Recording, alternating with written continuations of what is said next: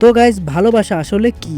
ভালোবাসা কি কখনো বেঁধে রাখা যায়? তো চলো সেটাই জানবো আজ আমরা। আমি বাবু, ভালোবাসা আসলে কি সেটা বোঝানোর তোমাদের চেষ্টা করব। সবাই এটাকে মন দিয়ে শোনার চেষ্টা করো। ভালোবাসা হলো এক প্রকার উড়ন্ত পাখি। তুমি যদি তাকে খাঁচায় বন্দি করে রাখতে চাও, সুযোগ পেলে সে উড়ে পালাবে। কেননা বন্দি জীবন কারোরই ভালো লাগে না, সে পাখি হোক বা মানুষ। তুমি তাকে যখন টেক কেয়ার করবে এই পর্যন্ত ঠিক আছে, তারপরে যখন অতিরিক্ত টেক কেয়ার করতে চাইবে তখনই হবে ঝামেলা। প্রথমে হয়তো সে কিছু মনে করবে না, তারপরে যখন তোমার টেক কেয়ারের অবস্থা বিরল হতে থাকবে তখন সে ওই টেক কেয়ারেতে বিরক্ত হতে থাকবে এবং তোমাকে আনসিন করে চলার চেষ্টা করবে। তুমি হয়তো তখন বুঝতে পারবে কিন্তু তাকে কিছু বলতে পারবে, কেননা তুমি তখন নিজেই কনফিউজ, সে এমন কেন করছে। এটা যখনই তুমি খুঁজতে যাবে যে বিরক্তহীন হওয়ার কারণটা কি, তখন তোমার মাথায় আসবে না যে আমি টেক কেয়ারটা একটু বেশি করে ফেলেছি, অতিরিক্ত কোনো জিনিস ভালো না। তারপরে তুমি হয়তো তাকে জিজ্ঞাসা করে বসবে, তখন সে তোমার কোনো কথায় গুরুত্ব দেবে না, তোমাকে অ্যাভয়েড করে চলার চেষ্টা করবে। আস্তে আস্তে এই ব্যবহারগুলো ঝগড়ায় পরিণত হবে।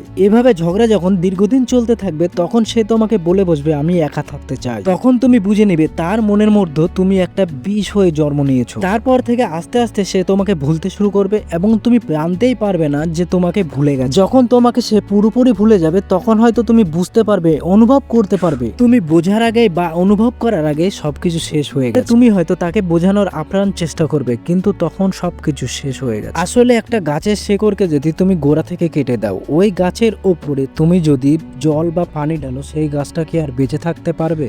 না, সেটা কখনোই বাঁচবে না। ঠিক ভালোবাসার ক্ষেত্রে এমনই। এই জন্য আগে ভালোবাসতে হলে নিজেকে শক্ত করতে হবে, স্যাক্রিফাইস করা শিখতে হবে। এই দুটো জিনিস যার মধ্যে আছে সে দেখবে পৃথিবীর সবচেয়ে সুখী মানুষ। এই দুটো জিনিস যদি তোমার মধ্যে থাকে তাহলে তুমি কারোর ভালোবাসার যোগ্যতা পাবে, না হলে তুমি তার কাছে আপন হওয়ার পরেও মূল্যহীন হয়ে যাবে। এই জন্য ভালোবাসাকে কখনো খাঁচায় বন্দি করে রাখতে নেই, তাকে খোলা আকাশে উড়তে দাও। সে তোমার হলে দিন শেষে তোমার কাছেই ফিরে আসবে। এটাই বাস্তব। আর ভিডিওটা যদি ভালো লেগে থাকে লাইক সাবস্ক্রাইব করে দিও।